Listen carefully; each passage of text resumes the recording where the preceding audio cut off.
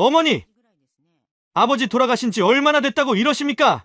끝내 참지 못하고 소리를 내질렀던 그날, 어머니는 아무 말 없이 정장 소매만 꽉 움켜쥐고 계셨습니다.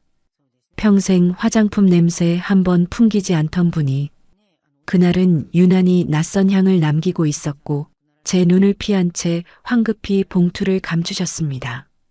그 봉투 안에 제 인생을 송두리째 뒤흔들 진실이 들어 있었을 줄은 분노에 눈이 멀어 있던 저는 상상조차 하지 못했습니다. 이바구 시작 전에 구독과 좋아요 부탁드리며 끝까지 함께 해주세요. 모든 의심의 시작은 정확히 한 달 전 아버지의 첫 제사 때부터였습니다. 아버지가 가신 지 꼬박 1년.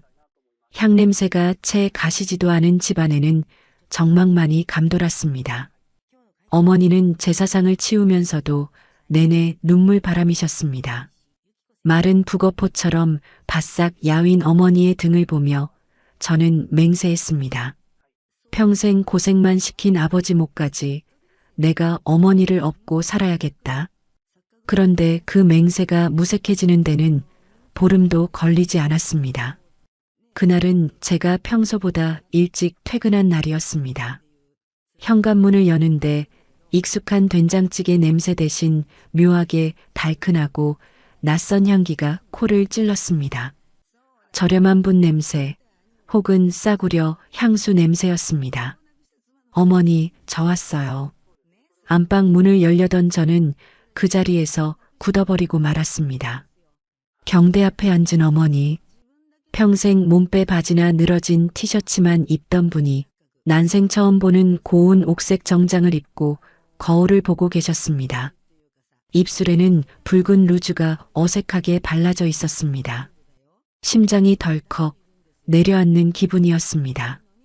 아들이 온 줄도 모르고 거울 속 자신을 보며 수줍게 웃는 어머니의 얼굴. 그것은 자식을 위해 희생하던 어머니의 얼굴이 아니었습니다. 사랑에 빠진 여자의 얼굴이었습니다. 엄마. 제 인기척에 어머니는 소스라치게 놀라며 급히 루즈를 손등으로 닦아내셨습니다. 마치 죄를 짓다 들킨 사람처럼 당황한 기색이 역력했습니다. 아, 아들 왔냐? 밥은? 밥 먹어야지.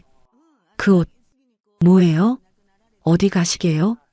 아니다. 그냥 동네 친구가 입어보라고 줘서 얼른 갈아입으마. 어머니는 허둥지둥 옷장을 열어 정장을 깊숙이 밀어 넣으셨습니다. 하지만 저는 보았습니다. 옷장 구석, 신문지로 꼼꼼히 싸둔 빳빳한 쇼핑백을요. 친구에게 받은 헌옷이 아니었습니다. 어머니가 직접 사온 새 옷이 분명했습니다. 그날 밤 저는 잠을 이룰 수 없었습니다. 아버지 사진을 보며 혼자 소주잔을 기울였습니다. 설마 아니겠지. 외로우셔서 그러시겠지. 꽃구경이라도 가고 싶으신 거겠지. 애써 마음을 눌렀지만 의심이라는 놈은 한번 싹을 틔우니 걷잡을 수 없이 자라났습니다. 며칠 뒤 새벽이었습니다. 목이 말라 거실로 나왔다가 베란다 쪽에서 들려오는 소곤거리는 소리에 발걸음을 멈췄습니다. 어머니였습니다. 불 꺼진 베란다 구석에 쪼그리고 앉아 누군가와 통화를 하고 계셨습니다. 그래, 안다. 나도 마음이 급하다. 수화기 너머의 목소리는 들리지 않았지만 어머니의 목소리는 평소 저와 대화할 때와는 전혀 달랐습니다. 물기 어린 듯 애절하면서도 어딘가 들뜬 목소리. 돈은 내가 어떻게든 해볼 테니까 걱정 말아라. 돈? 제 귀를 의심했습니다. 평생 콩나물값 100원도 아끼시던 분이 누구에게 돈을 해준다는 말입니까? 그리고 이어진 결정적인 한마디가 제 가슴에 비수를 꽂았습니다. 우리 애한텐 절대 비밀로 해줘야 한다. 알았지? 걔 알면 난리 난다. 심장이 터질 듯이 뛰었습니다. 손에 든 물컵이 달달 떨렸습니다. 우리의 바로 저를 말하는 것이었습니다. 저한테 숨겨야 할 비밀이라면 답은 하나밖에 없지 않습니까? 남자가 생긴 겁니다. 그것도 돈을 요구하는 남자가. 아버지가 평생 피땀 흘려 남겨주신 집과 쥐꼬리만한 유산, 그것을 노리는 제비 같은 놈일지도 모른다는 생각이 머릿속을 지배했습니다. 방으로 돌아와 이불을 뒤집었었지만 배신감에 치가 떨려 숨조차 제대로 쉴 수 없었습니다. 아버지 영정 사진이 어둠 속에서 저를 보고 있는 것만 같아 죄스러움에 가슴을 쳤습니다. 어머니, 어떻게 이러실 수 있습니까? 아버지가 눈도 못 감고 구천을 떠돌고 계실 텐데. 그날 이후 집안 공기는 살얼음판처럼 변했습니다. 저는 말수가 줄었고 어머니는 제 눈치를 보며 밖으로 도는 시간이 늘어났습니다. 어머니가 외출할 때마다 저는 핑계를 대고 집에 전화를 걸어보거나 베란다에서 어머니가 사라지는 방향을 하염없이 지켜봤습니다. 그리고 오늘 아침이었습니다. 어머니는 또다시 그 옥색 정장을 꺼내 입으셨습니다. 이번에는 아예 머리까지 미용실에서 드라이를 하고 오셨더군요. 나 오늘 좀 늦을 거다. 저녁 챙겨 먹어라. 어머니는 제 눈도 마주치지 않고 신발을 신으셨습니다. 그 손에는 평소 시장 갈 때 들던 장바구니가 아니라 장롱 깊숙한 곳에 있던 가죽 핸드백이 들려 있었습니다. 핸드백 틈으로 삐져나온 두툼한 흰 봉투가 제 눈에 들어왔습니다. 직감했습니다. 저게 바로 그 돈이구나. 어디 가시는데요? 제 목소리가 낮게 깔렸습니다. 그냥 경로당 친구들이랑 바람 좀 쐬러. 거짓말. 경로당 가는데 누가 저렇게 차려입고 돈 봉투를 챙깁니까? 어머니가 현관문을 닫고 나가는 소리가 제게는 마치 가족의 연을 끊고 나가는 소리처럼 들렸습니다. 더는 참을 수 없었습니다. 이대로 어머니를 보내면 정말 돌이킬 수 없는 일이 벌어질 것만 같았습니다. 그 남자가 누구든 오늘 내 눈으로 확인해야겠습니다. 그리고 어머니가 제 정신이 아니라면 억지로라도 끌고 와서 아버지 사진 앞에 무릎 꿇릴 것입니다. 저는 겉옷을 챙겨 들고 뛰쳐나갔습니다. 엘리베이터가 내려가는 숫자가 야속할 만큼 느리게 느껴졌습니다. 계단으로 뛰어내려가며 주머니 속 차키를 꽉 쥐었습니다. 손바닥에 땀이 흥건했습니다. 아파트 입구에 다다르자 저만치 택시를 잡는 어머니의 뒷모습이 보였습니다. 어머니는 주변을 두리번거리시더니 황급히 택시에 올라타셨습니다. 기사님, 저 앞 택시 좀 따라가 주세요. 빨리요. 제 차에 시동을 걸 틈도 없이 마침 단지 앞에 서 있던 빈 택시를 잡아탔습니다.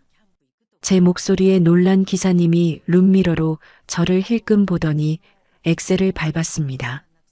앞서가는 택시 뒷공무니를 쫓는 내내 제 머릿속은 온통 붉은색이었습니다.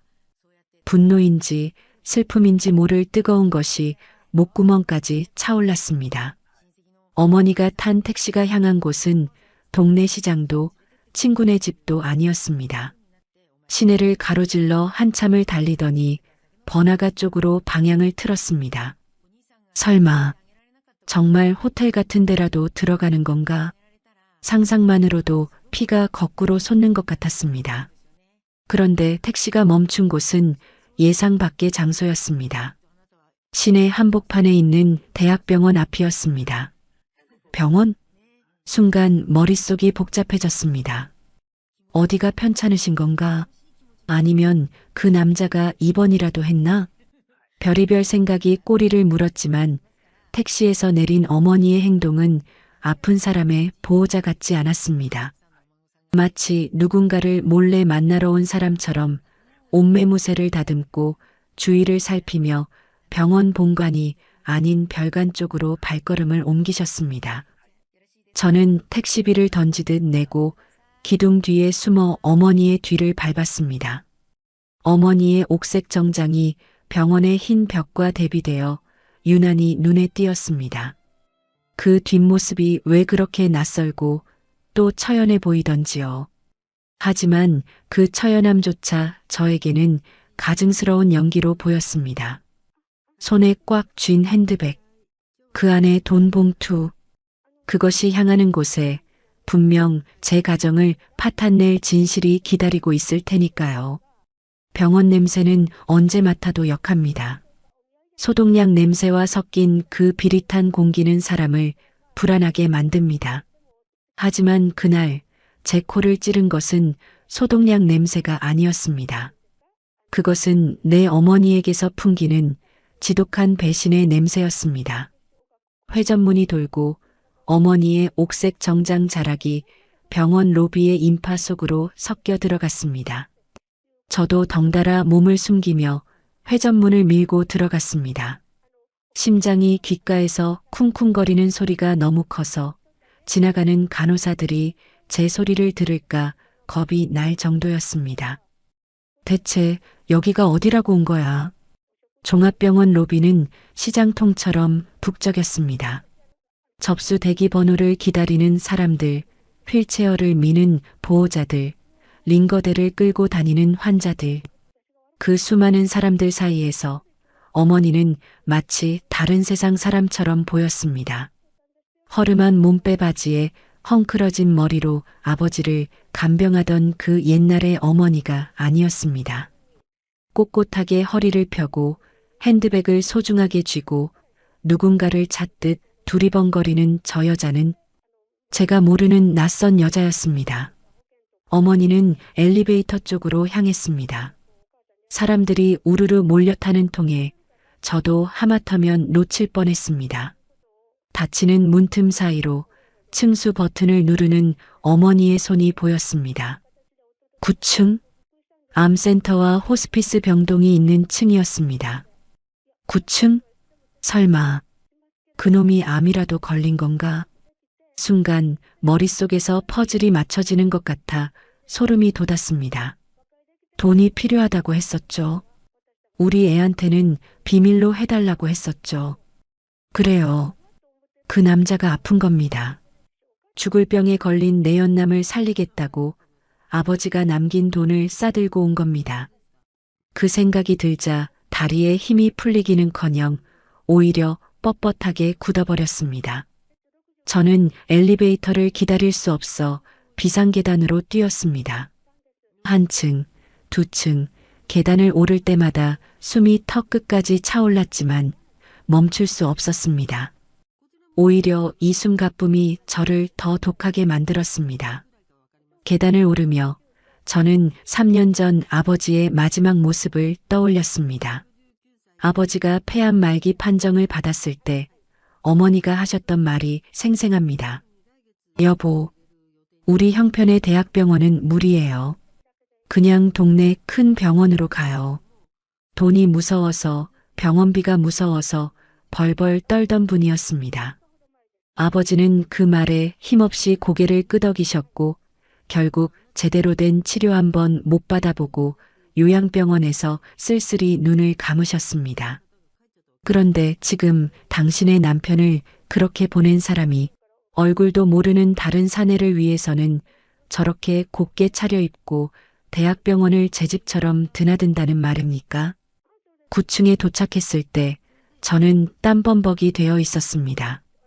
비상구 문을 아주 조금 손가락 하나 들어갈 만큼만 열고 복도를 살폈습니다. 긴 복도 끝 휴게실 소파에 어머니가 앉아 계셨습니다. 아직 그놈은 오지 않은 모양이었습니다. 어머니는 초조한지 다리를 계속 떨고 계셨습니다. 그러다 핸드백에서 손거울을 꺼내 이리저리 얼굴을 비춰보시더군요. 앞머리를 넘겼다 내렸다. 옷매무새를 다듬었다가 그 모습이 어찌나 정성스러운지 보고 있는 제 속이 문드러지는 것 같았습니다. 아버지가 살아계실 때 단 한 번이라도 저렇게 예쁘게 꾸미고 데이트라도 하셨더라면 제가 이렇게 억울하지는 않을 겁니다. 그때였습니다. 어머니가 핸드백을 열어 그 두툼한 흰 봉투를 꺼냈습니다. 봉투 입구를 살짝 벌려 안을 확인하시는데 언뜻 봐도 꽤 많은 현찰과 낡은 통장이 보였습니다. 아버지가 평생 공사판을 전전하며 모은 돈. 제가 장가갈 때 보태주겠다고 당신 입에 들어가는 밥알도 아껴가며 모은 그 돈일 겁니다. 엄마, 제발 이러지 마. 지금이라도 그냥 집으로 돌아가. 저는 마음속으로 수없이 빌었습니다. 지금이라도 어머니가 마음을 돌려 엘리베이터를 탄다면 저는 모른 척 해드릴 수도 있었습니다. 오늘의 외출은 없던 일로 하고 다시 예전의 그 억척스럽고 착한 어머니로 돌아와만 준다면. 하지만 제 바람은 산산조각이 났습니다. 엘리베이터가 띵하고 도착하는 소리가 들렸고 문이 열리자 어머니가 벌떡 자리에서 일어났습니다. 어머니의 얼굴에 화색이 돌았습니다. 마치 10년 만에 만난 정인이라도 보는 듯 눈가에 물기마저 어리는 것 같았습니다. 엘리베이터에서 내린 사람은 중년의 남성이었습니다. 멀끔한 양복 차림에 중절모까지 쓴 모습이 꽤나 점잖은 신사처럼 보였습니다.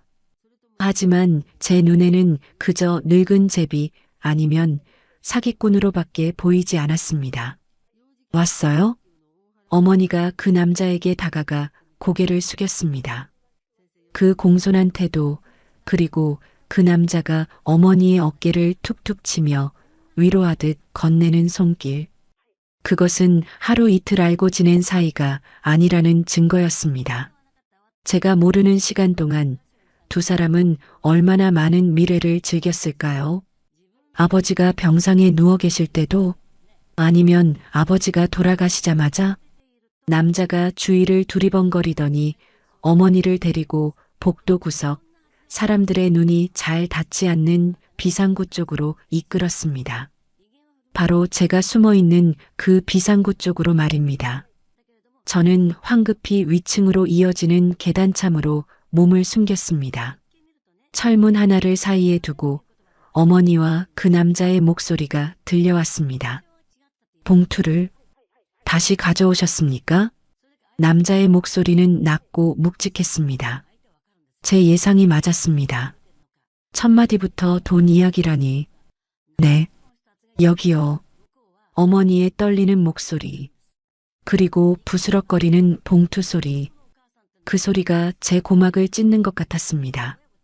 피가 거꾸로 솟는다는 말이 무슨 뜻인지 저는 그 순간 뼈저리게 느꼈습니다. 제 손은 이미 차가운 철제 난간을 부서져라 움켜쥐고 있었습니다. 이성이 끊어지는 소리가 귓가에 윙윙거렸습니다. 더 이상은 참을 수 없었습니다. 저 돈이 넘어가면 끝입니다.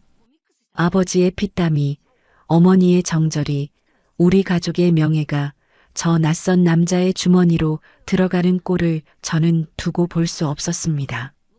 용서 못해. 절대로 용서 못해.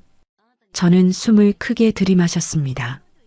그리고 닫혀있던 비상구 문을 있는 힘껏 발로 걷어찼습니다. 쾅! 육중한 철문이 벽에 부딪히며 천둥 같은 소리를 냈습니다. 복도 구석에서 은밀한 거래를 하던 두 사람의 시선이 동시에 저에게 꽂혔습니다. 어머니의 눈이 휘둥그레졌고 남자는 당황한 듯 봉투를 쥔 손을 뒤로 감췄습니다.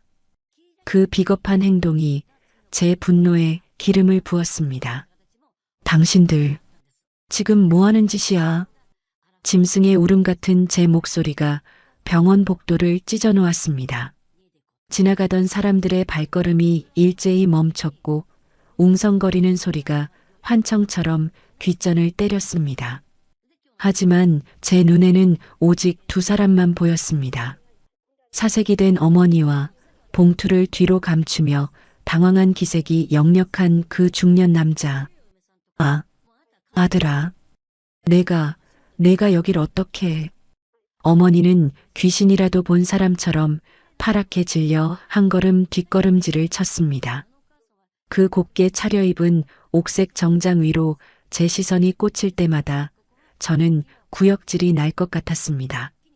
평생 자식과 남편밖에 모르던 여자가 낯선 사내 앞에서 저렇게 부끄러운 표정을 짓다니요.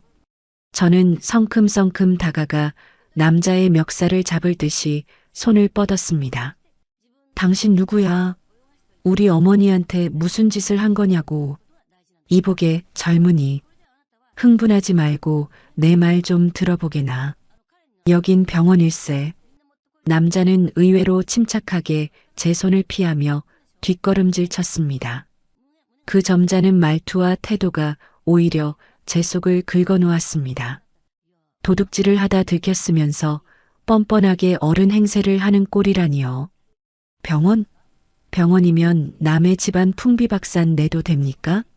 우리 아버지 눈 감으신 지 겨우 1년입니다. 1년? 당신 우리 어머니한테서 대체 무슨 돈을 뜯어내는 거야?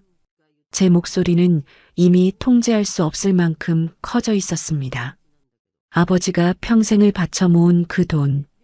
그 돈이 저 남자의 더러운 주머니로 들어간다고 생각하니 피가 거꾸로 솟았습니다. 저는 남자의 뒤로 감춰진 손을 향해 달려들었습니다. 내놔. 그 돈 당장 내놓으라고. 아들아, 안 된다. 제발, 제발 참아라. 그때 어머니가 제 허리춤을 결사적으로 끌어안았습니다. 평소엔 제 팔뚝 하나 제대로 못 밀어내던 마른 몸 어디서 그런 힘이 났는지 어머니는 저를 필사적으로 막아섰습니다. 그 모습이 저를 더 미치게 만들었습니다. 비키세요. 엄마가 어떻게 나한테 이럴 수 있어? 아버지가 남긴 돈을 나한테는 비밀로 하고 저런 제비 같은 놈한테 갖다 바쳐? 엄마 미쳤어. 아니다. 그런 게 아니야. 어머니는 엉엉 소리내어 울며 제 바짓가랑이에 매달렸습니다. 경비원들이 멀리서 무전기를 들고 뛰어오는 모습이 보였습니다. 하지만 멈출 수 없었습니다. 여기서 물러서면 저는 영원히 바보 천치로 살게 될 것 같았습니다. 이거 나요. 저는 어머니의 손을 거칠게 뿌리쳤습니다. 그 반동으로 어머니가 복도 바닥에 털썩 주저앉았지만 저는 쓰러진 어머니를 일으켜줄 생각조차 하지 못했습니다. 저의 모든 신경은 오직 남자가 쥐고 있는 그 하얀 봉투에 쏠려 있었습니다. 이거 나라, 젊은이. 자네가 생각하는 그런 게 아니야.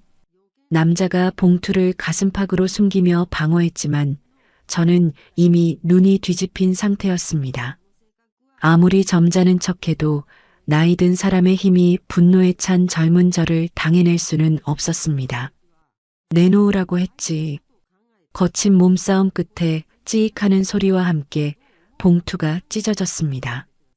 허공으로 무언가가 흩뿌려지는 듯 하더니 바닥으로 둔탁한 소리를 내며 내용물들이 쏟아졌습니다.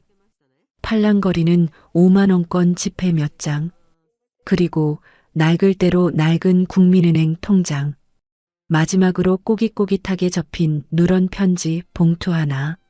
저는 거친 숨을 몰아쉬며 바닥에 흩어진 것들을 노려보았습니다. 그런데 뭔가 이상했습니다. 남자가 빼앗기지 않으려 발버둥 쳤던 것은 돈이 아니었습니다. 바닥에 떨어진 지폐를 밟고 서서라도 남자는 황급히 그 낡은 통장과 편지를 주우려 허리를 굽혔습니다. 안 돼. 그건. 어느새 바닥에서 일어난 어머니가 비명을 지르며 남자의 손보다 먼저 그 편지를 낚아채려 몸을 날렸습니다. 하지만 제 손이 조금 더 빨랐습니다. 저는 어머니의 손을 피해 편지와 통장을 낚아챘습니다. 이게 뭔데? 이깟게 뭔데 이 난리야. 통장을 펼쳐들었습니다. 손끝이 파르르 떨렸습니다. 통장 안쪽에는 꼬박 30년이 넘는 세월 동안 10,000원, 50,000원, 100,000원씩 차곡차곡 찍힌 입금 내역이 빼곡했습니다. 글씨가 거의 지워질 정도로 오래된 거래네요. 이건 아버지가 모은 돈이 아니었습니다. 우리 집에는 이렇게 오래된 통장 자체가 존재하지 않았으니까요. 예금주 이름 란을 확인하는 순간 저는 숨이 턱 막히는 것을 느꼈습니다. 이영희. 어머니의 이름은 김말순이었습니다. 이영애? 생전 처음 들어보는 이름이었습니다. 도대체 이 여자는 누구길래 이 오래된 통장을 우리 어머니가 가지고 있으며 왜 이 남자에게 전달하려 했던 걸까요? 혼란스러운 머리를 부여잡고 저는 덜덜 떨리는 손으로 편지 봉투를 뜯었습니다. 어머니가 아들아, 제발. 그거 보면 안 돼. 하고 통곡하며 제 바짓가랑이를 잡고 늘어졌습니다. 놓으세요. 당장 놓으라고. 어머니의 절규가 병원 복도를 메웠지만 저는 편지를 펼쳐들었습니다. 맞춤법도 다 틀리고 손이 떨린 듯 삐뚤빼뚤하게 꾹꾹 눌러 쓴 글씨였습니다. 내 아들, 장가갈 때 정장이라도 한 벌 해주고 싶었는데 눈앞이 번쩍 아득해졌습니다. 내 아들, 장가갈 때 저는 이미 3년 전에 결혼을 한 몸이었습니다. 그리고 우리 집의 외아들은 저 하나뿐이었습니다. 그런데 이 편지의 주인공은 누구를 향해 아들이라고 부르고 있는 겁니까? 저는 눈을 부릅뜨고 다음 문장을 읽어내렸습니다. 말순 언니, 염치 없지만 우리의 얼굴 한 번만 보게 해주오. 죽기 전에 꼭 한 번만. 말순 언니, 그것은 제 어머니의 이름이었습니다. 그리고 우리의. 그 순간 거친 숨을 고르며 서 있던 중년 남자가 무겁게 입을 열었습니다. 아까의 당황한 기색은 사라지고 무언가를 단단히 체념한 듯한 슬프고도 단호한 눈빛이었습니다. 자네가 오해할 만하네. 남자의 한마디가 병원의 소란스러움을 일순간 정지시키는 것 같았습니다. 그의 목소리는 너무나 고요해서 오히려 폭풍 전야처럼 두려웠습니다. 저 안에 자네를 낳아주신 분이 있네. 남자의 손끝이 가리키는 곳. 방금 전 남자가 열고 나온 903호 병실 문. 그 굳게 닫힌 문틈 사이로 옅은 기침소리가 새어나오고 있었습니다. 무슨 말도 안 되는 소리를. 내 목소리는 형편없이 떨리고 있었습니다. 내 앞에는 옥색 정장을 입고 바닥에 엎드려 짐승처럼 우는 엄마가 있고 그 옆에는 처음 보는 점잖은 남자가 서 있습니다. 엄마, 저 남자가 지금 무슨 헛소리를 하는 거야? 나는 바닥에 주저앉은 어머니의 어깨를 미친 듯이 흔들었습니다. 제발 아니라고, 저놈이 돈을 뜯어내려고 수작을 부리는 거라고 말해주기를 바랐습니다. 하지만 어머니는 내 눈을 피한 채 그저 두 손으로 얼굴을 감싸쥐고 오열할 뿐이었습니다. 내가 미안하다 아들아. 다 내 죄다. 그 한마디에 억지로 버티고 있던 내 세상의 기둥 하나가 우지끈 부러져 내렸습니다. 자네 어머니를 탓하지 말게. 남자가 무거운 한숨을 내쉬며 바닥에 떨어진 편지와 통장을 주워들었습니다. 그의 손끝은 아주 미세하게 떨리고 있었습니다. 나는 저 안에 누워있는 사람의 오랍이 되는 사람일세. 자네한테는 외삼촌이 되는 셈이지. 외삼촌? 평생 친척 하나 없이 아버지와 어머니 그리고 나.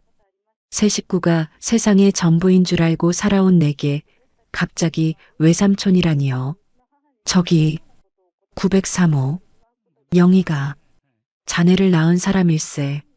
내 누이 동생이지. 그의 시선이 가리키는 곳. 조금 열린 903호 병실 문틈으로 새어나오는 희미한 불빛이 마치 저승으로 가는 길잡이 불빛처럼 서늘하게 느껴졌습니다. 나는 귀신에 홀린 사람처럼 비틀거리며 그 문을 향해 걸어갔습니다. 어머니가 아들아 안 돼. 아직은 안 돼. 하며 내 바짓가랑이를 잡았지만 나는 그 손을 뿌리쳤습니다. 덜컥 병실 문을 밀어젖혔을 때 코를 찌르는 강렬한 약품 냄새와 피비린내 비슷한 것이 훅 끼쳐왔습니다.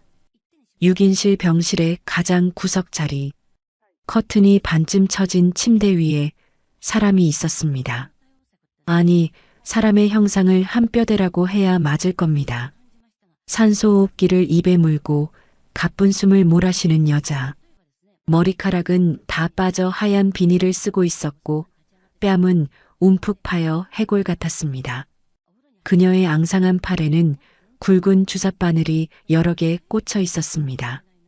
누구? 그녀가 다친 눈꺼풀을 힘겹게 들어올리며 중얼거렸습니다. 그 목소리는 바스러지는 낙엽 소리 같았습니다. 나는 그 자리에 못 박힌 듯 서서 그녀의 얼굴을 멍하니 내려다보았습니다. 나와 닮은 구석이라고는 그 푹 꺼진 눈매 어딘가에 남아있는 희미한 흔적뿐이었습니다. 영희야. 내 뒤를 따라 들어온 남자가 침대 곁으로 다가가 그녀의 앙상한 손을 잡았습니다. 오빠, 말순 언니는? 언니 만났어? 돈 줬어? 산소호흡기 너머로 새어나오는 목소리는 헐떡임에 가까웠습니다. 그녀의 초점 없는 눈동자가 허공을 헤매다 문가에 선 나를 발견하고는 멈칫했습니다. 누구? 그 순간 내 뒤에서 숨죽여 울고 있던 어머니가 병실로 뛰어들어왔습니다. 어머니는 침대 앞 바닥에 털썩 주저앉아 그녀의 마른 손을 쥐고 통곡했습니다. 영희야, 영희야, 내가 미안하다. 우리 아들이 여길 와버렸어. 어머니의 오열에 병상에 누운 여자의 눈동자가 크게 흔들렸습니다. 그녀의 시선이 내 얼굴에 가닿았습니다. 믿을 수 없다는 듯 혹은 두려운 듯 그녀의 마른 입술이 달달 떨렸습니다. 아들, 우리 아기. 그녀의 눈에서 굵은 눈물방울이 관자놀이를 타고 베개로 굴러떨어졌습니다. 나는 한 걸음 뒷걸음질을 쳤습니다. 도망치고 싶었습니다.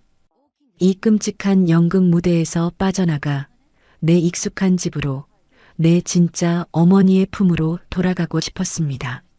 설명해. 당장 설명해. 나는 남자를 향해 소리쳤습니다. 내 목소리는 병실을 쩌렁쩌렁 울렸지만 이상하게도 내 귀에는 내 목소리처럼 들리지 않았습니다.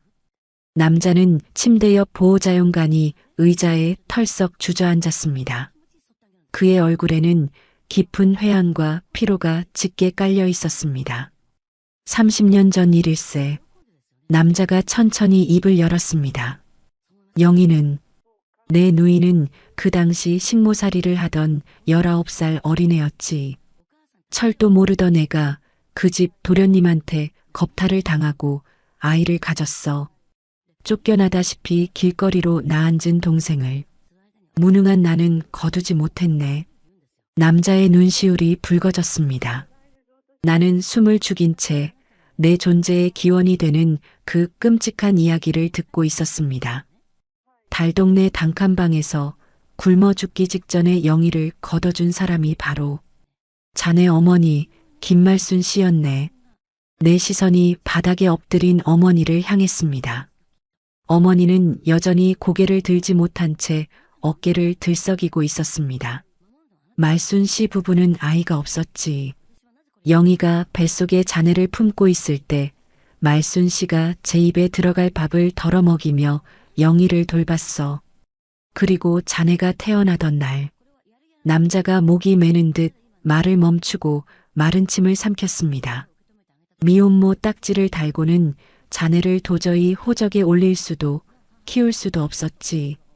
영희가 아이를 안고 수면제를 털어 넣으려던 날 밤, 말순 씨가 아이를 빼앗아 품에 안았네. 내가 내 호적에 올려 내 자식으로 키울 테니 넌 홀가분하게 떠나라고 말이야. 머릿속이 하얗게 벼락을 맞은 것 같았습니다. 평생 나를 위해 손발이 부르트도록 일했던 어머니.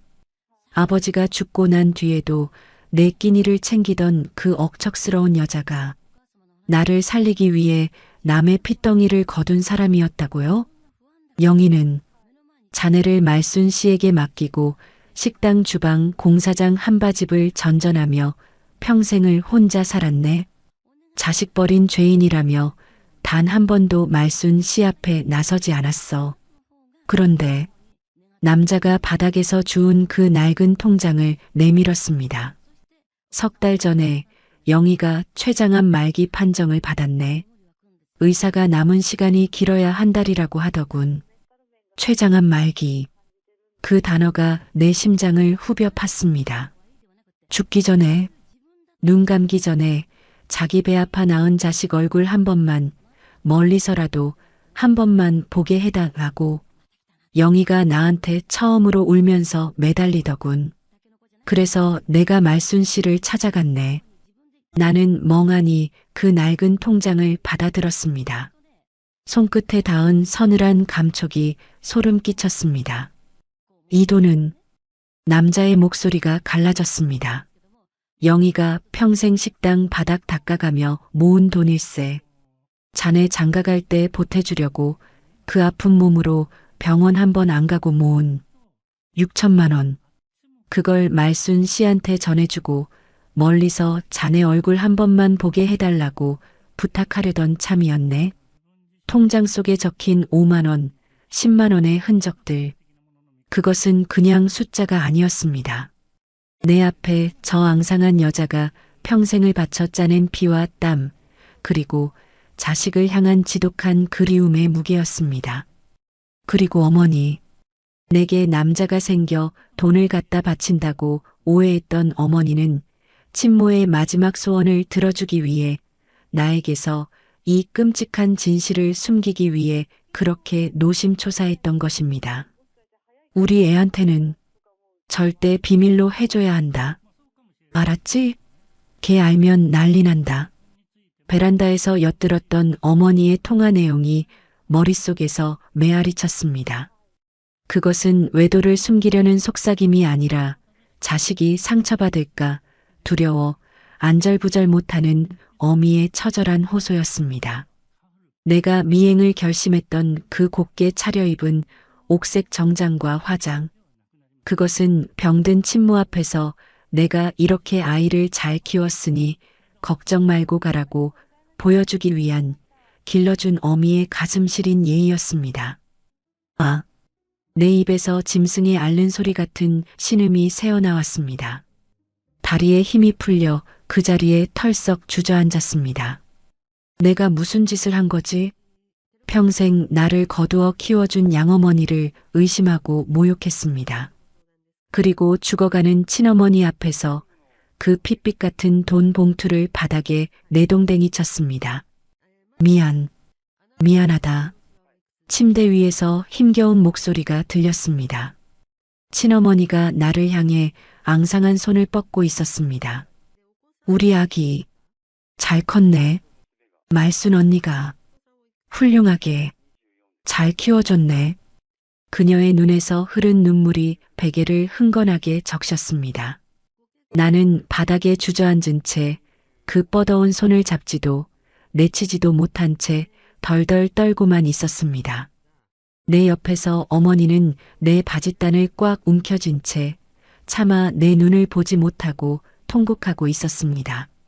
낳아준 어미의 가쁜 숨소리와 길러준 어미의 오열. 그 두 거대한 모정의 틈바구니에서 나는 속절없이 무너져 내리고 있었습니다. 나는 비상계단을 미친 듯이 뛰어내려와 병원 밖으로 도망쳤습니다. 찬바람이 뺨을 때렸지만 얼굴은 불덩이처럼 뜨거웠습니다. 머릿속은 거대한 벌집을 쑤셔놓은 듯 윙윙거렸습니다. 미안하다. 우리 아기 잘 컸네. 산소호흡기 너머로 바스러지듯 들려오던 그 목소리가 귓가에 맴돌아 길거리에 선 채 구역질을 덜컥덜컥 해댔습니다. 지나가는 사람들이 미친놈 보듯 나를 쳐다봤지만 상관없었습니다. 나는 정말로 미쳐버린 것 같았으니까요. 30년 전 19 미혼모. 내 자식으로 호적에 올릴 테니 넌 떠나라. 췌장암 말기 남은 시간 한 달. 외삼촌이라는 남자의 말들이 날카로운 파편이 되어 심장을 난도질했습니다. 도대체 내 삶은 어디서부터 거짓이고 어디까지가 진짜란 말입니까? 나를 안고 젖을 물리며 키워준 사람, 열병에 걸렸을 때 밤새 업고 뛰었던 사람, 내 등록금을 대느라 파출부 일로 손가락 마디가 굵어진 사람, 그 김말순이라는 여자가 내 친어머니가 아니라고요? 어떻게 집까지 걸어왔는지 기억나지 않습니다. 현관문을 열자 익숙한 된장 냄새, 낡은 장판 냄새가 훅 끼쳐왔습니다. 텅 빈 거실에는 정정만이 무겁게 가라앉아 있었습니다. 아버지의 영정 사진이 오늘따라 나를 무섭게 노려보는 것 같았습니다. 나는 신발도 벗지 않은 채 홀리듯 어머니의 안방으로 들어갔습니다. 어제까지만 해도 더러운 불륜의 현장이라며 혐오스럽게 쳐다봤던 그 방. 경대 위에는 어머니가 서툴게 바르다 만 붉은 루즈가 뒹굴고 있었습니다. 나는 그 싸구려 화장품을 집어들었습니다. 손끝이 파르르 떨렸습니다. 어머니가 제 정신이 아니라면 억지로라도 끌고 와서 아버지 사진 앞에 무릎 꿇릴 것입니다. 불과 몇 시간 전 내가 품었던 그 끔찍한 오해가 비수가 되어 내 가슴을 찔렀습니다. 어머니는 남자를 만나러 가기 위해 꾸민 게 아니었습니다. 병든 동생, 아니 친모인 이영애 씨를 만나기 위해서였습니다. 자신이 거둔 핏덩이가 이렇게 버젓한 청년으로 이렇게 번듯하게 잘 자랐다는 것을 그 불쌍한 여자에게 말해주고 싶었을 겁니다. 내가 이만큼 아이를 잘 키웠으니 걱정 말고 가라고 길러준 어미로서 마지막 예의를 갖추기 위해 평생 안 입던 정장을 사고 입술을 발랐던 것입니다. 경대 서랍을 무작정 열었습니다. 어머니가 신문지로 꼼꼼히 싸두었던 그 옥색 정장의 빈 쇼핑백이 보였습니다. 쇼핑백 바닥에서 바스락거리는 종이 한 장이 떨어졌습니다. 옷을 산 영수증이었습니다. 그런데 영수증 뒷면에 내게 너무도 익숙한 굵은 글씨체가 보였습니다. 말순아, 우리 아들 훌륭하게 키워줘서 고맙소. 나중에 그 사람 만나러 갈 일 생기면 꼬질꼬질하게 가지 말고 꼭 예쁘게 입고 가시오. 흉 잡히지 않게. 아버지의 글씨였습니다. 숨이 턱 막혔습니다. 아버지 역시 모든 진실을 알고 계셨던 겁니다. 자기 핏줄도 아닌 아이를 거두어 키우는 아내를 탓하지 않고 오히려 그 비밀을 죽는 날까지 가슴에 품고 무덤까지 안고 가셨던 겁니다. 그리고 아내가 언젠가 겪게 될 그 슬픈 만남을 예견하고 쌈짓돈을 몰래 남겨두셨던 모양입니다. 아, 짐승 같은 통곡이 터져나왔습니다. 나는 영수증을 가슴에 품고 방바닥에 엎드려 울었습니다. 바보같이, 천치같이. 나는 그것도 모르고 어머니가 아버지를 배신했다며 그깟 낡은 통장을 빼앗겠다고 병원 복도에서 어머니를 바닥에 내동댕이 쳤습니다. 얼마나 울었을까. 창밖이 어둑어둑해졌을 때쯤 현관문 열리는 소리가 들렸습니다. 아들아. 불 꺼진 거실에 기진맥진한 어머니가 서 있었습니다. 옥색 정장은 구겨지고 흙먼지가 묻어 있었고 화장은 눈물에 지워져 엉망이었습니다. 어머니는 신발도 벗지 못한 채 현관에 주저앉아 있었습니다. 나는 방에서 뛰쳐나갔습니다. 어머니는 내 얼굴을 보자마자 바닥에 엎드리며 두 손을 싹싹 비비기 시작했습니다. 내가 죽일년이다. 내가 죄인이야. 우리 아들 평생 모르게 하려고 했는데 내가 모자라서 그 불쌍한 것 소원 하나 들어주려다 우리 아들 가슴에 대못을 박았어. 날 욕해라. 이 못난 어미를 쳐 죽여라. 어머니의 쉰 목소리가 거실 바닥을 울렸습니다. 나는 어머니 앞에 무릎을 꿇었습니다. 그리고 그 거칠고 굵어진 두 손을 덥석 잡았습니다. 어머니, 엄마, 내가 엄마라고 부르자 어머니의 어깨가 크게 움찔했습니다. 엄마가 왜 죄인이야? 내가 죄인이지. 엄마가 날 버렸으면 난 진작에 길바닥에서 죽었을 텐데. 남의 자식 걷어서 뼈 빠지게 고생하게 한 게 난데. 아니다. 아니야. 어머니가 내 입을 틀어막았습니다. 그녀의 눈에 피눈물 같은 붉은 핏발이 서 있었습니다. 넌 내 새끼다. 내 배로 낳진 않았어도 내 젖이 안 나와 밤새 맹물 끓여 먹이며 밤을 새웠어도 넌 하늘이 두 쪽 나도 내 새끼야.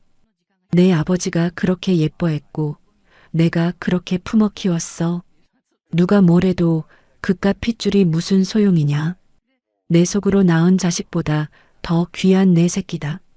어머니는 나를 끌어안고 통곡했습니다. 나도 어머니의 굽은 등을 껴안고 어린아이처럼 엉엉 울었습니다. 나를 향해 쏟아지는 이 거대한 사랑의 무게를 나는 감히 짐작조차 할 수 없었습니다. 그 사람, 불쌍한 사람이다, 아들아. 한참을 울던 어머니가 내 어깨를 다독이며 젖은 목소리로 말했습니다. 19살에 널 낳고 평생을 죄인처럼 살았어.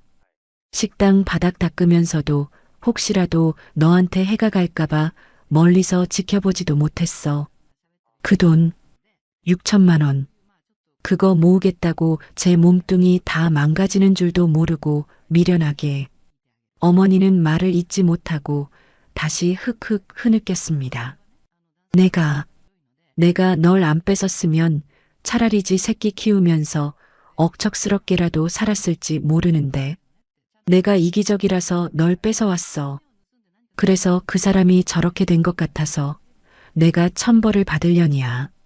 아니에요, 엄마. 그런 말 마요. 나는 눈물을 닦으며 어머니의 얼굴을 똑바로 보았습니다. 엄마가 나 살린 거예요.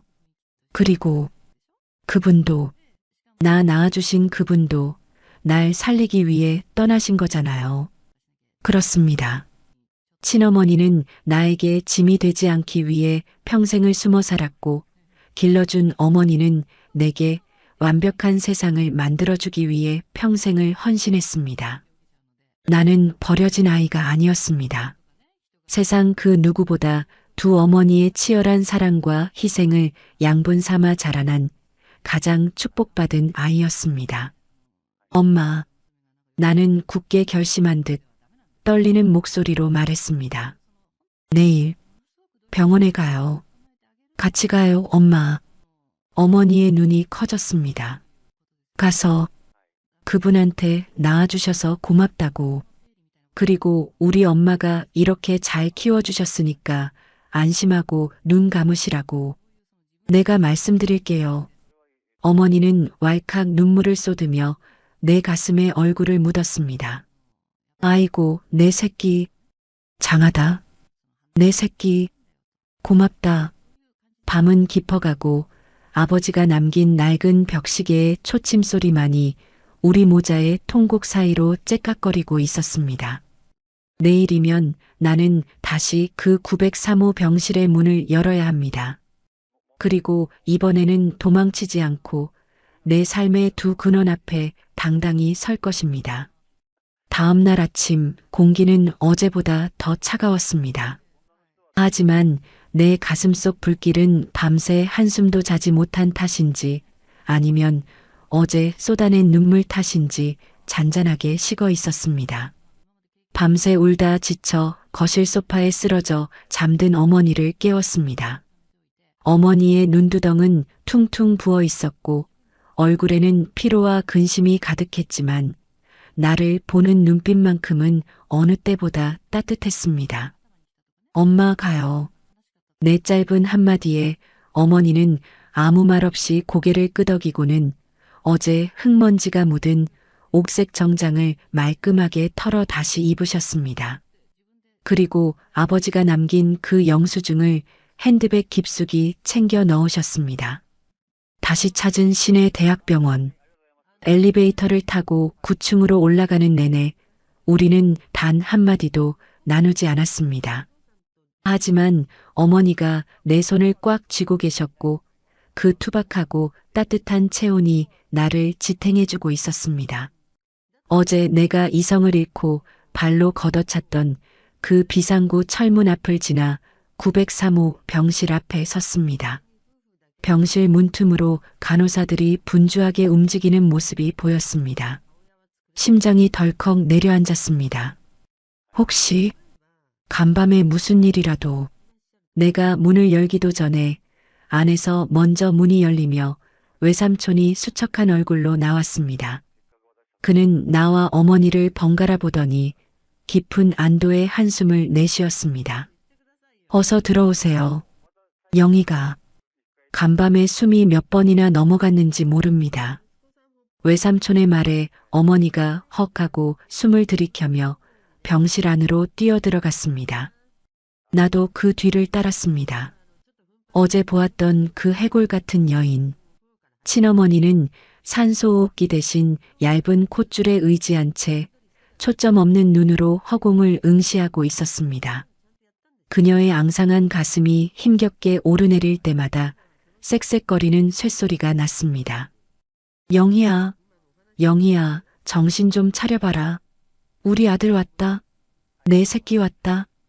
어머니가 침대 곁에 무릎을 꿇고 그녀의 깡마른 손을 부여잡았습니다. 친어머니의 감긴 눈꺼풀이 미세하게 떨리더니 천천히 눈을 떴습니다.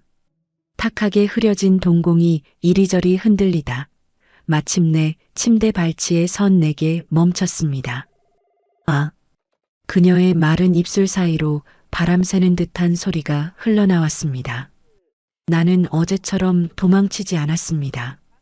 대신 천천히 걸음을 옮겨 두 어머니가 맞잡고 있는 그 손 위로 내 손을 포겠습니다.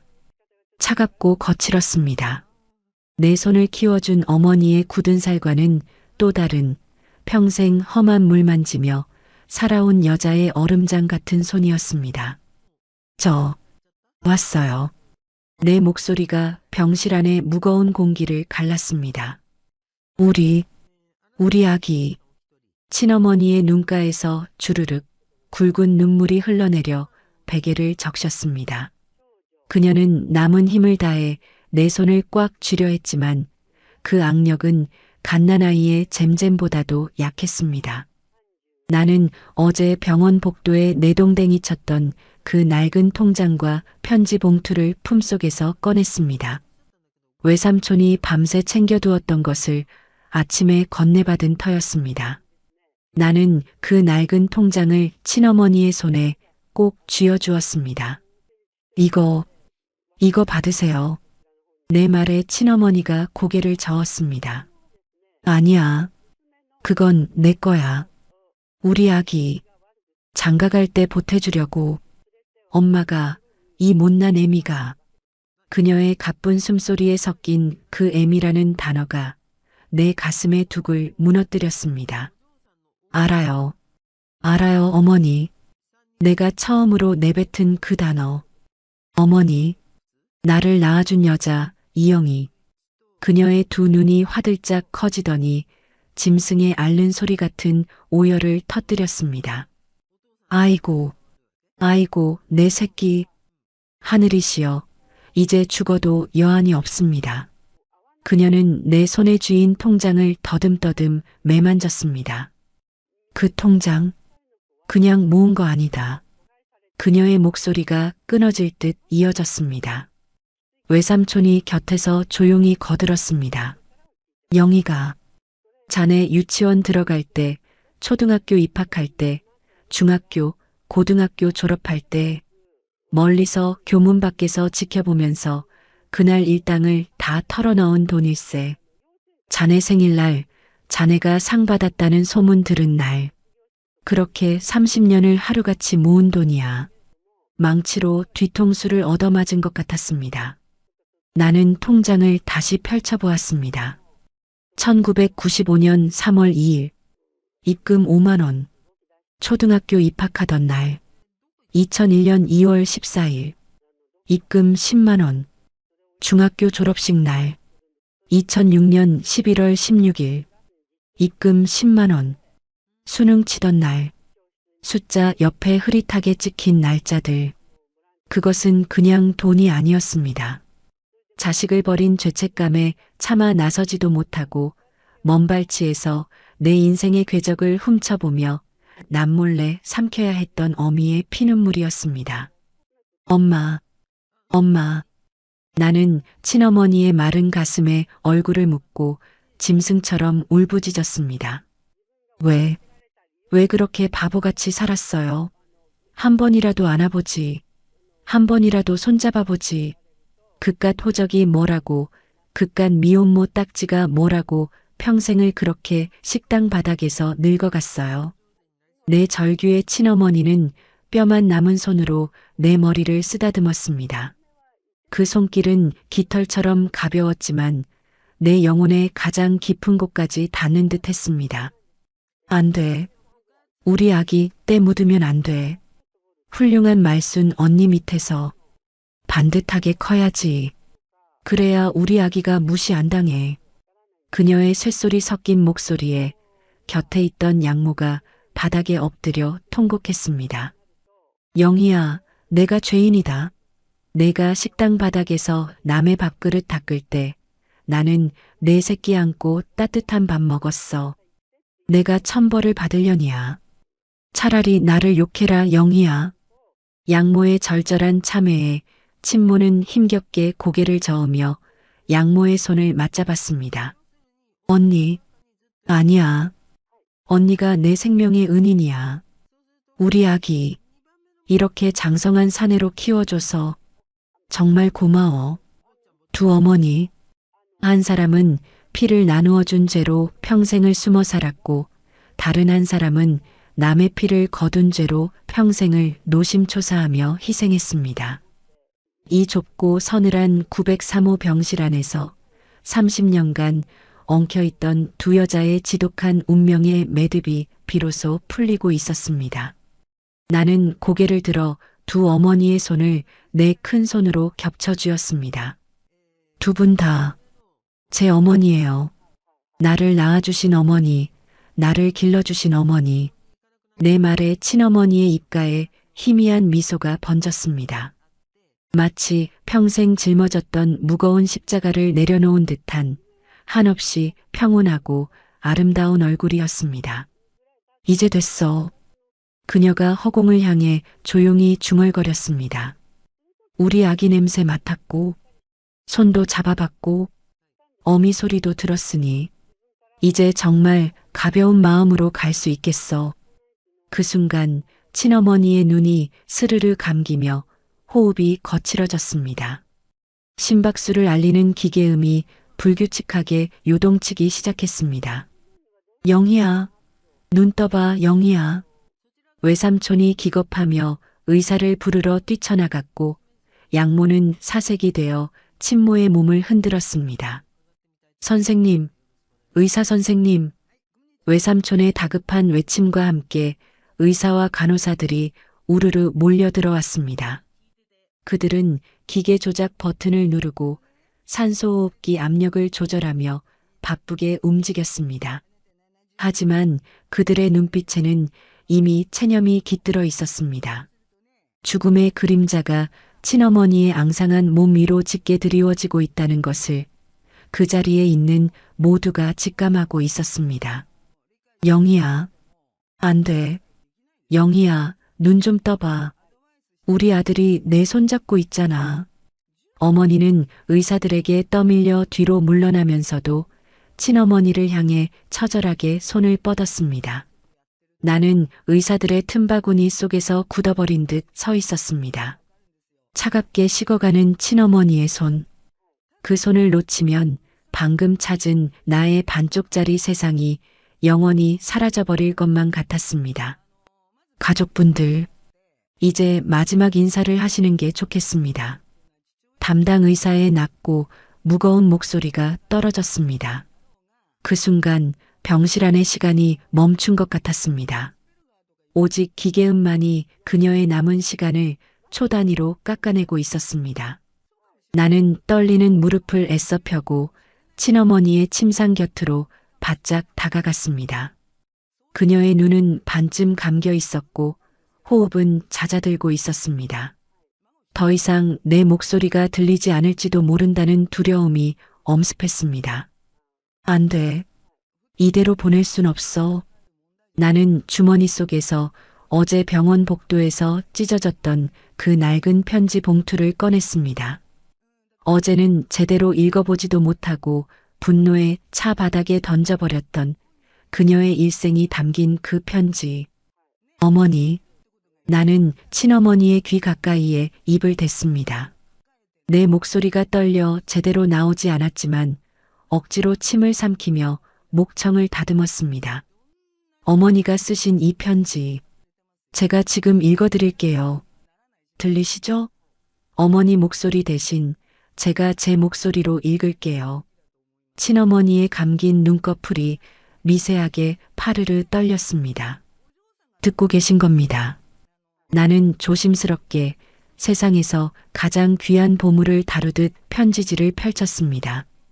눈물이 시야를 가려 글씨가 번져 보였지만 나는 한자 한자 또박또박 소리 내어 읽기 시작했습니다. 내 아들, 장가갈 때 정장이라도 한 벌 해주고 싶었는데 어미가 못나서 평생 식당 바닥이나 닦다 보니 줄 게 이것밖에 없구나. 내 목소리가 병실의 정적을 갈랐습니다. 양어머니는 두 손으로 입을 틀어막은 채 오열했고 외삼촌은 창밖으로 고개를 돌렸습니다. 말순 언니, 염치 없지만 우리의 얼굴 한 번만 보게 해주오. 죽기 전에 꼭 한 번만 내 새끼가 어떻게 컸는지 그 잘생긴 얼굴 한 번만 눈에 담고 갈 수 있게 해주오. 편지지를 쥔 내 손이 격하게 떨렸습니다. 삐뚤빼뚤한 글씨체, 배우지 못한 여자의 서툰 맞춤법. 하지만 그 투박한 글자들 사이에는 30년 동안 꾹꾹 눌러 참았던 피 맺힌 그리움이 활화산처럼 끓어오르고 있었습니다. 나는 목이 메어 잠시 숨을 고른 뒤 다음 문장을 이어갔습니다. 아들아, 넌 모르겠지만 어미는 널 매일 보고 살았다. 내가 말순 언니 손잡고 초등학교 입학하던 날 노란 우산 쓰고 가던 내 뒷모습, 중학교 교복 입고 늠름하게 걸어가던 모습. 어미는 그 식당 뒷골목에서 다 지켜봤어. 널 품에 안아보지 못한 건 내 평생의 한이지만 내가 그 훌륭한 언니 밑에서 구김살 없이 커준 것만으로도 난 매일매일 하늘에 감사했다. 눈물이 후두둑 떨어져 편지지 위로 번졌습니다. 아, 어머니. 어머니는 늘 제 곁에 계셨군요. 내가 넘어져 무릎이 깨졌을 때, 내가 상장을 받아들고 활짝 웃었을 때, 그 모든 순간 보이지 않는 곳에서 숨죽여 울고 웃으며 내 삶의 궤적을 쫓고 계셨군요. 그리고 마지막 문장. 그 문장에 내 심장이 덜컥 내려앉았습니다.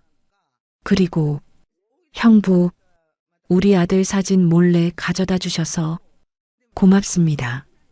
이 사진, 내 부적처럼 평생 가슴에 품고 다녔소. 형부, 바로 우리 아버지였습니다. 나는 편지 봉투 안쪽을 황급히 뒤집어 보았습니다. 봉투 안에서 작고 낡은 흑백 사진 한 장이 툭 떨어졌습니다. 내 100일 사진이었습니다. 그리고 뒷면에는 내 돌사진, 유치원 재롱잔치 사진, 아버지가 몰래 이 친어머니에게 내 커가는 모습을 전해주고 계셨던 겁니다. 길러준 아내의 헌신을 지켜주면서도 핏덩이를 포기해야 했던 한 여자의 끊어질 듯한 숨통을 그 사진 몇 장으로 이어주고 계셨던 겁니다. 아버지, 내 입에서 짐승 같은 탄식이 터져 나왔습니다. 친어머니는 내가 내던진 그 낡은 통장과 더불어 아버지가 전해준 내 사진들을 평생의 부적처럼 품고 식당 바닥을 닦으며 살아왔던 겁니다. 어머니, 듣고 계세요? 나는 편지와 사진을 친어머니의 앙상한 손에 꼭 쥐어주었습니다. 그리고 그녀의 얼굴에 내 볼을 비볐습니다. 서늘했던 그녀의 뺨이 아주 잠깐 미세하게 따뜻해지는 것을 느꼈습니다. 제가 다 기억할게요. 어머니가 제 뒤에서 평생 흘리신 눈물, 어머니가 제 생일마다 10,000원, 50,000원씩 모아주신 그 피 같은 돈, 그리고 우리 아버지, 엄마가 저를 위해 평생 짊어진 그 무거운 비밀. 제가 평생 잊지 않고 다 갚으며 살게요. 내 절규에 가까운 맹세가 병실을 울렸습니다. 그 순간이었습니다. 아들아, 친어머니의 입술이 아주 희미하게 바람처럼 달싹였습니다. 그녀의 눈꺼풀이 천천히 열리더니 마지막 남은 생명의 불꽃을 모두 태워내듯 맑아진 눈동자가 나를 향했습니다. 우리 아기, 내 새끼, 고맙다. 그녀의 입가에 옅은 미소가 번졌습니다. 평생의 죄책감과 한 그 모든 짐을 내려놓은 세상에서 가장 평온한 얼굴이었습니다. 영희야, 영희야. 양모가 울부짖으며 그녀의 몸을 끌어안았습니다. 친어머니의 시선이 나와 양모를 번갈아 바라보더니 마침내 허공 어딘가로 멈추었습니다. 이제 됐어. 그녀의 고개가 힘없이 옆으로 툭 떨어졌습니다. 그리고 삐. 기계의 단조로운 긴 파열음이 그녀의 마지막을 선언했습니다. 어머니, 안 돼. 어머니. 나는 그녀의 차가워진 손을 움켜쥐고 목 놓아 울었습니다. 나를 낳아준 여자, 내 존재의 시작. 그녀를 만난 지 불과 이틀. 그녀의 진심을 알게 된 지 불과 하루. 신은 내게 너무나도 짧은 시간만을 허락하고 그녀를 거두어 가셨습니다. 병실 바닥에 엎드린 어머니도 짐승처럼 오열하며 내 어깨를 끌어안았습니다. 나도 어머니를 꽉 끌어안았습니다. 두 사람의 뜨거운 눈물이 섞여 흘렀습니다. 엄마, 이제 우리 둘밖에 없어요. 내가 엄마 지킬게요. 돌아가신 어머니 목까지, 우리 아버지 목까지. 내가 평생 엄마 없고 살게요. 나는 양모의 젖은 등을 쓸어내리며 다짐하고 또 다짐했습니다. 나를 낳아준 친어머니의 거룩한 죽음 앞에서 나를 길러준 어머니와의 지독한 사랑의 매듭은 오히려 더 단단해지고 있었습니다. 검은 상복의 무게는 생각보다 무거웠습니다. 아버지를 보낸 지 겨우 1년 만에 저는 다시 상주의 완장을 차고 향냄새 가득한 빈소에 앉아 있습니다. 영정 사진 속의 여인, 수척하고 앙상했던 병상의 얼굴 대신 외삼촌이 찾아온 20살 무렵의 앳된 이영애 씨가 서글프게 웃고 있었습니다.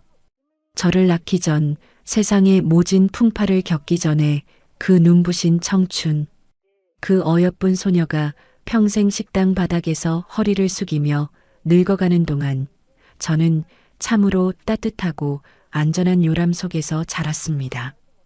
저는 주머니 속에서 그 낡은 국민은행 통장을 꺼내 만지작거렸습니다. 6천만 원. 친어머니가 당신의 피와 땀, 어쩌면 뼈와 살을 깎아 모은 제 결혼 자금. 내 아들, 장가갈 때 정장이라도 한 벌 해주고 싶었는데 그녀의 편지 구절이 귓가에 맴돌아 또다시 코끝이 찡해졌습니다. 저는 그 돈으로 정장을 입는 대신 세상에서 가장 고운 윤달 수의를 지어 올렸습니다. 평생 남들이 입다 버린 헌옷, 주방 기름때에 절은 싸구려 작업복만 입으셨을 뿐 마지막 가시는 길만큼은 거친 삼배가 아니라 최고급 명주실로 짠 부드럽고 따뜻한 옷을 입혀드리고 싶었습니다. 어머니, 이 옷 입고 저승에선 춥지 않게 예쁜 모습으로 날아다니세요. 제가 수의를 관에 덮어드리며 속삭였을 때 곁에 서 있던 외삼촌의 어깨가 크게 들썩였습니다. 빈소는 조문객 하나 없이 쓸쓸했습니다. 평생 숨어 지낸 분이니 찾아올 인연이 있을 리 만무했죠. 하지만 텅 빈 빈소를 꽉 채운 것은 제 옆에 꿇어앉아 밤낮으로 향을 피우는 길러준 어머니 김말순 여사의 오열이었습니다. 어머니는 사흘 내내 물 한 모금 넘기지 못하고 영정 앞에서 절을 했습니다.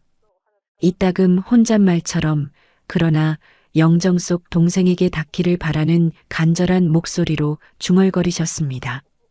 영희야, 춥진 않니? 배는 안 고프니?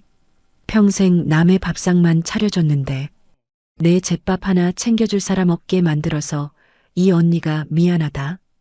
어머니의 굵은 손가락이 향을 집어 올릴 때마다 그 손마디에 박힌 고단한 세월이 보였습니다. 친어머니가 식당 바닥을 닦는 동안 이 손은 남의 집 안방을 닦으며 저를 키워냈습니다. 두 여자의 인생은 완전히 다른 길을 걸은 듯 했지만 결국 저라는 한 생명을 살리기 위해 똑같이 부서지고 닳아 없어진 기구한 여정이었습니다. 엄마, 그만하세요. 이제 편히 가셨을 거예요. 엄마가 이렇게 우시면 저분도 발걸음이 무거워 못 가세요. 제가 어머니의 등을 감싸 안고 일으켜 세웠을 때 어머니는 퉁퉁 부은 눈으로 저를 올려다보았습니다. 아들아, 내가 나를 원망해도 할 말이 없다.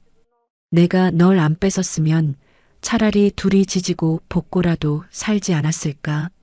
내가 욕심을 부려서. 무슨 소리예요, 엄마? 저는 어머니의 두 손을 꽉 쥐었습니다. 어머니의 손은 제 손보다 거칠었지만 그 어떤 비단보다 따뜻했습니다. 엄마가 제 세상을 만들어주셨잖아요. 그리고 저분도 저를 버린 게 아니라 엄마한테 저를 맡기고 평생 지켜주신 거예요. 두 분 다 저한테는 은인이고 구원이에요. 그러니까 엄마 제발 자책하지 마세요. 그게 저분을 가장 슬프게 하는 일이에요. 제 말에 어머니는 제 가슴팍에 얼굴을 묻고 소리 없이 흐느꼈습니다. 저는 어머니의 등을 쓰다듬으며 영정 사진 속의 친어머니를 바라보았습니다. 사진 속 그녀가 맞아. 내 말이 맞아라고 속삭이며 웃어주는 것 같았습니다. 납골당에 유골함을 안치하던 날, 하늘은 눈이 시리도록 푸르고 맑았습니다. 작은 유리암 안에는 유골함과 함께 낡은 통장, 그리고 아버지가 몰래 전해주셨다던 제 어릴 적 사진들이 나란히 놓였습니다. 그리고 어머니가 손수 적어 넣은 작은 쪽지 하나가 곁들여졌습니다.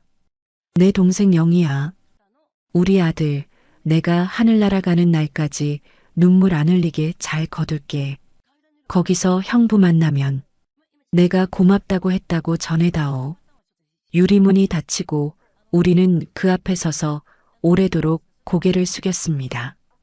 외삼촌은 제 어깨를 두어 번 툭툭 두드려주고는 붉어진 눈시울로 뒤돌아섰습니다. 자네는 정말 축복받은 사람일세. 두 어미의 목숨 같은 사랑을 받았으니 그의 뒷모습이 멀어지는 것을 보며 저는 마음속 깊이 다짐했습니다. 내 남은 인생은 이 거대한 두 사랑의 빚을 갚아나가는 여정이 될 것이라고. 시간은 흘러 다시 평범한 일상이 찾아왔습니다. 하지만 제 세상은 그날 이후로 완전히 달라졌습니다. 퇴근 후 현관문을 열 때면 더 이상 의심의 눈초리로 어머니의 옷차림을 살피지 않습니다. 대신 굽은 등으로 주방에서 찌개를 끓이시는 어머니의 뒷모습을 볼 때마다 가슴이 저릿해져 뒤에서 몰래 안아드리곤 합니다. 아이고 깜짝이야. 징그럽게 왜 이래. 다 큰 놈이. 왜요? 우리 엄마 내가 안아보겠다는데. 어머니는 겉으로는 타박하시면서도 얼굴에는 화사한 웃음꽃이 핍니다. 어머니의 방 화장대 위에는 더 이상 서툴게 바르던 붉은 루즈가 없습니다. 하지만 저는 가끔 퇴근길에 백화점에 들러 가장 좋은 영양크림을 사서 어머니 화장대 위에 슬쩍 올려놓습니다. 평생 저를 키우느라 거칠어진 그 피부를 이제는 제가 지켜드려야 하니까요. 가끔 밤에 잠이 오지 않을 때면 저는 지갑 속에 넣어둔 친어머니의 낡은 편지 조각을 꺼내봅니다.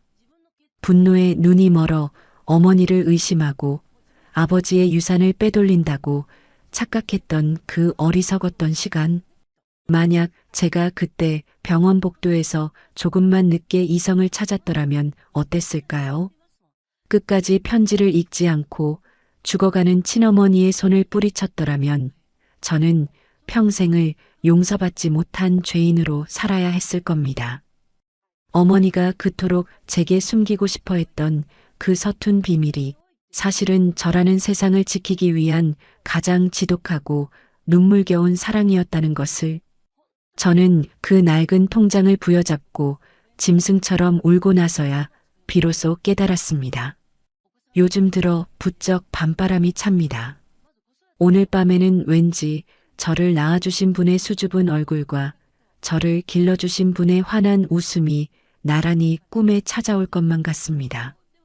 그곳에서는 두 분이 아무런 죄책감 없이 서로 손을 맞잡고 따뜻한 아랫목에 마주 앉아 계시기를, 그리고 당신들이 목숨 걸고 지켜낸 이 아들이 얼마나 두 분을 사랑하고 그리워하는지 바람결에라도 전해지기를 간절히 바라봅니다. 남겨진 국화 한 송이처럼 시들어버릴 뻔했던 제 마음은 두 어머니가 뿌려준 그 거대한 사랑 덕분에 다시 뿌리를 내렸습니다. 저는 오늘 하루도 두 분의 목까지 헛되지 않게 살아내려 합니다. 오늘의 이바구는 여기까지입니다. 끝까지 함께 해주셔서 감사드리며 구독과 좋아요 눌러주시면 놀라운 인생 사연들을 누구보다 먼저 무료로 만나보실 수 있습니다.